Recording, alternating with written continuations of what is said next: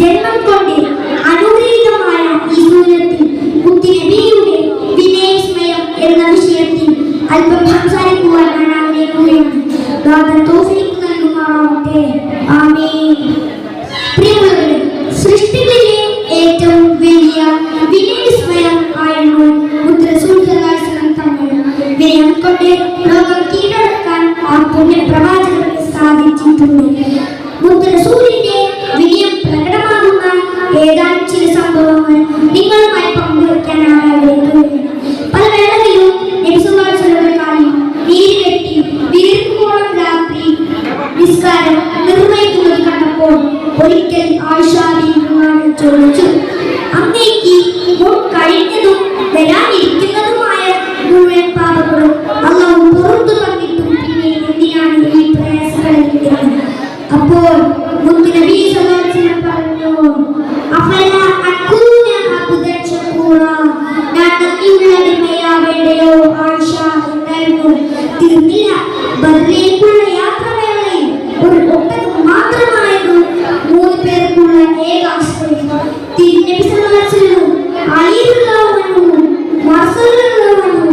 മാറി മാറി സഞ്ചരിക്കാനാണ് തീരുമാനം. തന്റെ ഊഴമെത്തിയപ്പോൾ ഇരു സ്വഹാബാക്കളും പറഞ്ഞു, നബിയെ, ഞങ്ങളുടെ കൂട്ടത്തിൽ അങ്ങ് ഒട്ടകപ്പുറത്ത് അതാണ് ഞങ്ങൾക്ക് ഇഷ്ടം.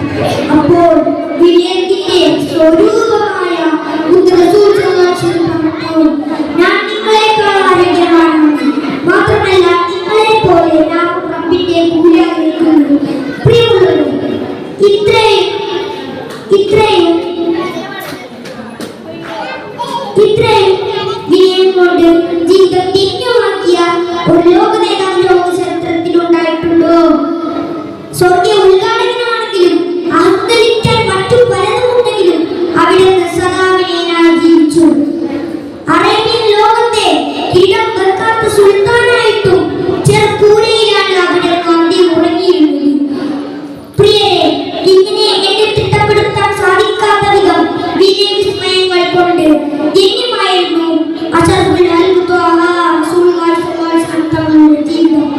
ആ മുത്ത് റസൂലിന്റെ പേരിൽ ധാരാളം സ്വലാത്തുകൾ ചൊല്ലാനും അവിടുത്തെ മാർഗം പിൻപറ്റി ജീവിക്കാനും അല്ലാഹു നമുക്ക് തൗഫീഖ് നൽകുമാറാവട്ടെ. ആമീൻ. ഇത്രയും പറഞ്ഞുകൊണ്ട് ഞാൻ എന്റെ കൊച്ചു പ്രസംഗം ഇവിടെ അവസാനിപ്പിക്കട്ടെ. അസ്സലാമു അലൈക്കും വറഹ്മത്തുള്ളാഹി വബറകാതുഹു.